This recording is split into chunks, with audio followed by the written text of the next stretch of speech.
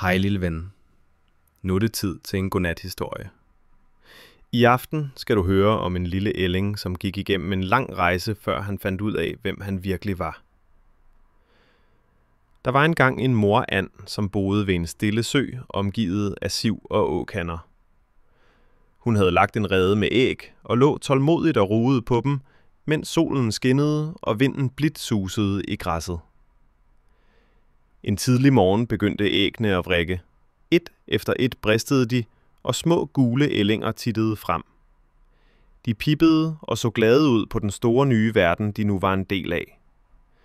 Men et æg var større end de andre. Det lå længe, inden det endelig brast. Ud kom en lille fugleunge, men han var ikke gul og dunet som de andre. Han var grå, lidt kluntet, og hans næb var længere. De andre ællinger fnisede. Hvorfor ser du sådan ud? Du ligner ikke os andre.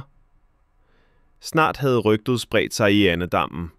Fiskene i vandet begyndte at hviske og le, og selv børnene fra gården pegede og sagde, se hvor grim den ælling er.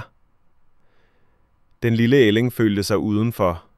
Han forsøgte at lege med de andre, men de skubbede ham væk. Til sidst kunne han ikke holde det ud længere.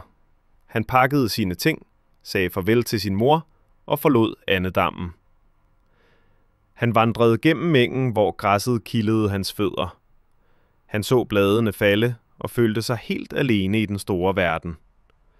Søen frøs til is, og han måtte kæmpe hårdt for at finde mad. Alligevel holdt han modet oppe. Han kiggede op på himlen, hvor flokke af hvide fugle fløj hen over ham. De var så smukke og frie, at hans hjerte blev fyldt af længsel. Bare jeg kunne være som dem, tænkte han. Da foråret kom, smeltede isen, solen varmede, og blomsterne sprang ud. En morgen listede ællingen sig til søen. Der svømmede en flok svaner.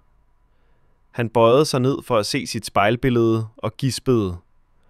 For nu så han ikke længere en lille grå ælling, men en stærk, flot svane med hvide fjer og brede vinger. De andre svaner svømmede hen til ham og sagde venligt, hej, kom, svøm med os.